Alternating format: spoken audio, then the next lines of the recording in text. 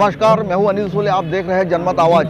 मध्य प्रदेश में बुरहानपुर में आज रेलवे संघर्ष समिति की ओर से एक प्रेस वार्ता ली गई, क्योंकि कोरोना काल के अंदर कई ट्रेनों का स्टॉपेज बुरहानपुर में बंद कर दिया गया था। उन रेलों को फिर से सुचारू रूप से वहां बुरहानपुर में स्टॉपेज की मांग को लेकर कई ट्रेनों की मांग की गई कि आज यहाँ बुरहानपुर में पर्यटन स्थल है और काफ़ी युद्धों की व्यवस्था है तमाम कहीं, फिर भी बुरहानपुर में ट्रेनों का स्टॉपेज नहीं है, ना ही यहाँ ट्रेनें रुकती है। उस बात को लेकर आज बुरहानपुर में रेलवे रोको संघर्ष समिति की तरफ से एक प्रेस वार्ता की गई। चली आ रही है कुछ ट्रेनों को स्टॉपेज के लिए, जिसमें हम काफ़ी संघर्ष कर रहे हैं, काफ़ी प्रयास भी कर रहे हैं।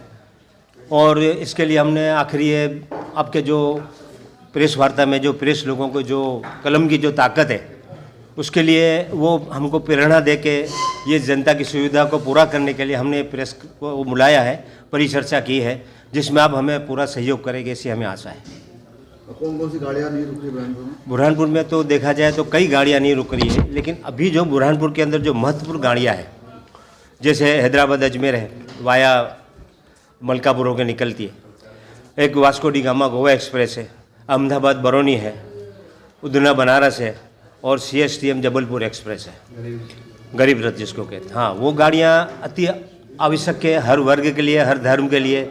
इसके लिए आजू बाजू का अगर वहाँ जाके भूसावल जाके खंडवा जाके अगर इन गाड़ियों में बैठ के कुछ दूसरी कनेक्टेड गाड़ियाँ भी इसको लेकर जनता इसको पकड़ सकते हैं, यात्री इसको कर सकता है, ऐसी सुविधा देना चाहिए। और हम कोई नई गाड़ी संचालन का कोई उनको आदेश नहीं दे रहे हैं, न इनको कोई रिक्वेस्ट कर रहे हैं। जो गाड़ियाँ हैं उसमें यहाँ से जो गुजरती है उसमें से दिया जाए क्या, जिसमें अंदर क्या बोलते हैं, हर गाड़ी को 50 से 45 मिनट का मार्जिन है और गरीब रथ को तो 1 घंटा 10 मिनट का मार्जिन है।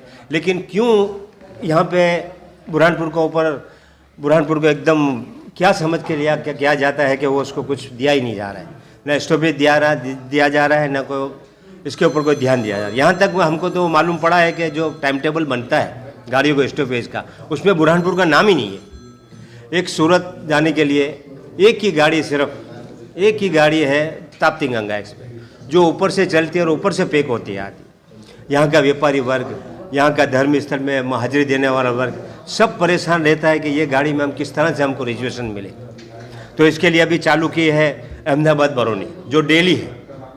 ये गाड़ी इसके लिए इतना, इसका टाइम टेबल बुरहानपुर के व्यापारी को लिए, सब व्यापारी को लिए इतना अच्छा है कि वो सवेरे पहुँच सकता है, पहुँच के अपना काम निपटा के शाम को वापस भी आ सकता है। अहमदाबाद के लिए भी एक ही गाड़ी है और उसके अहमदाबाद बरौनी को भी 50 मिनट का मार्जिन दिया गया है, इसमें 2 मिनट। और हमको यही बहाना बना दिया गया, रेवेन्यू नहीं मिलता। रेवेन्यू की दुकान खुलेगी तो ग्राहक आएंगे, दुकान खुलेगी तो ग्राहक आएंगे। और जितना भी यहाँ का रेवेन्यू है, भूसावल खा जाता है या खंडवा खा जाता है, वहीं से टिकटें बनती है सब। आप देखो तो सही, ये वेलफेयर सिटी है, वेलफेयर के हिसाब से अब तो पर्यटन नगरी है। इसको आप इतना वो करोगे, हर तरह से अवॉइड करोगे तो कैसे चलेगा? आगे सार्थक करने के लिए हमने सांसद महोदय के भी विज्ञापन दिया है। उन्होंने भी हमें आश्वासन दिया है कि हम वो करेंगे, दिल्ली में करेंगे, दिल्ली में हम आपको भी लेके जाएंगे। हम यही कहते हैं कि हमको अगर लिया जाए वहाँ पे रेल मंत्री के पास या रेल मंडल के पास या रेल विभाग है जिसका जो संचालन करती है स्टॉपेज का, उसको हम अच्छी तरह से बात समझा सकें कि भाई क्या है क्या नहीं है। आखिर आश्वासन देने से, इससे देने से हम तो खैर, लेकिन जनता को जो परेशानी हो रही है वो अगर देखा जाए तो एकदम यानी समझ लो कि सहने के बाहर ही है वो परिस्थिति। रेवेन्यू का कोई वो नहीं है, अप्रत्याशित रेवेन्यू मिलेगा यहाँ बुरहानपुर से। पर आकर मतलब बहुत अच्छा हमारा मतलब उत्साहवर्धन किया है, इसके लिए मैं आप सब पत्रकारों को धन्यवाद देना चाहूँगा। पहले तो एक बात जो यहाँ पर अभी मिस हो रही है, सबसे पहले मैं बिल्कुल शॉर्ट में आपको एक बात कहना चाहूँगा कि पहले तो उन ट्रेनों को स्टॉप दे दिया जाए जो कोरोना काल की वजह से बंद कर दी गई थी। जैसे हमारी पैसेंजर ट्रेन है, एक भुसावल इटारसी नागपुर ट्रेन है, इनकी बहुत ज़्यादा आवश्यकता है, एक बात। दूसरी बात ये मैं कहना चाहूँगा कि बहुत ही बहुत पुरानी डिमांड है हमारी, काफ़ी टाइम से मांग चल रही है कि खंडवा से एक पैसेंजर शुरू की जाए। और इसके लिए प्रयास भी बीच में हुए थे, लेकिन पता नहीं किस वजह से वो जो है तो अभी तक शुरू नहीं हो पाया है।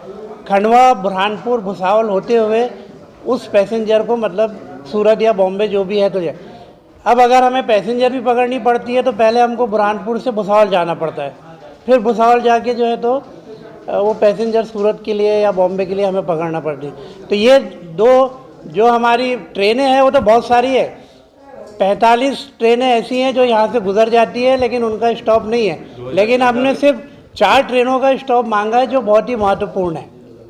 के कार्यक्रम में मैं बतौर मुख्य वक्ता आमंत्रित हुआ।